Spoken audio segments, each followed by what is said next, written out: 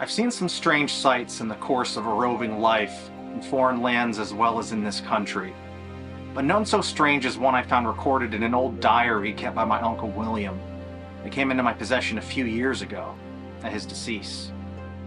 The events took place in a mountain town some 20 miles from Montpelier, the capital of Vermont. I've been to the place on the mountain and seen the old log house where the events I found recorded in the diary took place. And I've seen and talked with an old man who vouched for the truth of the story, and that his father was one of the parties operated on. The account runs in this wise. January 7th. I went on the mountain today and witnessed what to me was a horrible sight.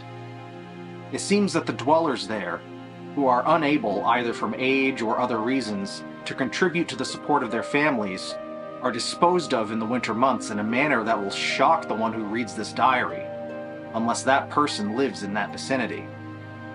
I will describe what I saw.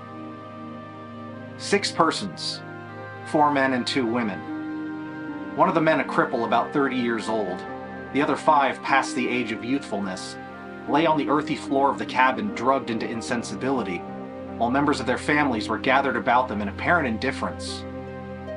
In a short time, the unconscious bodies were inspected by one man who said, "They are ready."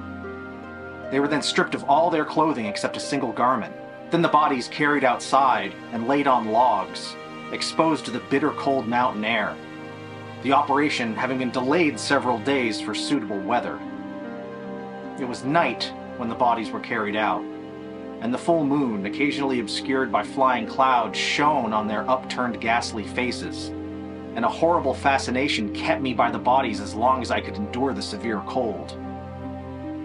Soon the noses, ears, and fingers began to turn white. Then the limbs and face assumed a tallowy look. I could stand the cold no longer and went inside, where I found the friends in cheerful conversation. In about an hour, I went out and looked at the bodies. They were fast freezing. Again, I went inside, where the men were smoking their clay pipes, but silence had fallen upon them. Perhaps they were thinking of the time when their turn would come to be cared for in the same way. One by one, they at last lay down on the floor and went to sleep. It seemed a horrible nightmare to me, and I could not think to sleep. I could not shut out the sight of those freezing bodies outside, neither could I bear to be in darkness. But I piled on the wood in the cavernous fireplace, and seated on a shingle block, passed the dreary night, terror-stricken by the horrible sights I had witnessed. January 8th. Day came at length, but did not dissipate the terror that filled me. The frozen bodies became visible, white as the snow that lay in huge drifts about them. The women gathered about the fire and soon commenced preparing breakfast. The men awoke, and conversations, again commencing affairs, assumed a more cheerful aspect. After breakfast, the men lighted their pipes, and some of them took a yoke of oxen and went off towards the forest, while others proceeded to nail together boards, making a box about 10 feet long and half as high as wide. When this was completed, they placed about 2 feet of straw in the bottom. Then they laid 3 of the frozen bodies on the straw. Then the faces and the upper parts of the bodies were covered with a cloth. Then more straw was put in the box, and the other 3 bodies placed on top, and covered the same as the first ones, with cloth and straw. Boards were then firmly nailed on top, to protect the bodies from being injured by carnivorous animals that make their homes on these mountains. By this time, the men who went off with the ox team returned with a huge load of spruce and hemlock boughs, which they unloaded at the foot of a steep ledge close to the house, and loaded the box containing the bodies on the sled, and drew it to the foot of the ledge, near the load of boughs. These were soon piled on and around the box, as it was left to be covered up with snow, which I was told would lie in drifts 20 feet deep over this rude tomb. "We shall want our men to plant our corn next spring," said a youngish-looking woman, the wife of one of the frozen men. "And if you want to see them resuscitated, you come here about the 10th of next May." With this agreement, I left the mountaineers, both the living and the frozen, to their fate, and I returned to my home in Boston, where it was weeks before I was fairly myself, as my thoughts would return to the mountain with its awful sepulture. Turning the leaves of the diary to the date of May 10th, the following entry was found. May 10th. I arrive here at 10 a.m. after riding about 4 hours over muddy, unsettled roads. The weather was warm and pleasant. Most of the snow is gone, except here and there, drifts in the fence corners and down in the hollows, but nature is not yet dressed in green. I found the same parties here that I left last January, ready to disinter the bodies of their friends.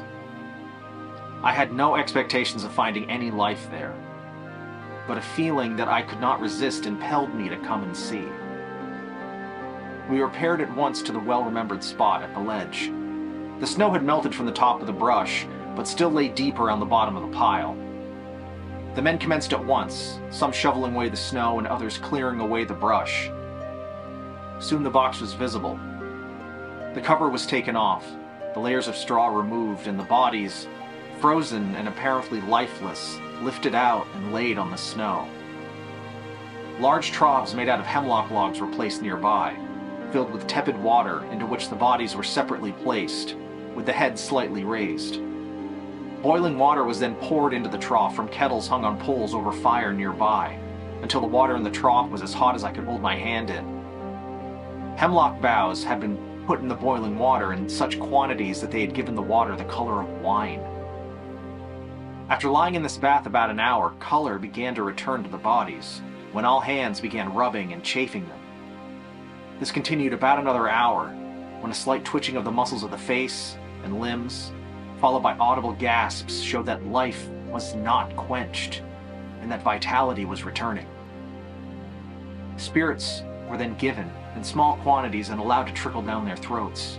Soon they could swallow, and more was given, and their eyes opened, and they began to talk, and finally sat up in their bathtubs.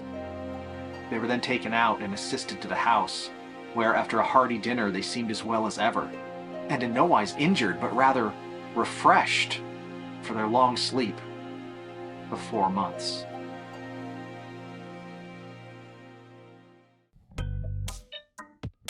For all of us at STS Media, which is me, I'd like to wish a heartfelt happy holidays and best wishes for a wonderful new year. As is customary, we have one more episode to go before we close out Season 5. Looking forward to next year and Season 6, you can expect more classic STS content, a greater variety of narrative storytelling from a variety of mediums, sources, and voices, as well as a greater emphasis on the process of creation. And I am only able to do this thanks to the incredible patrons that cover our web hosting, overhead, software, and equipment costs. 100% of contributions go back into improving the channel, and I've never taken a dime out of it. So if you would like to contribute to the future of the STS brand and see the series continue into the new year and beyond, consider becoming a patron at patreon.com/storiestelling-stories. I'll see you all next year, after one last musical adventure dropping between now and New Year's.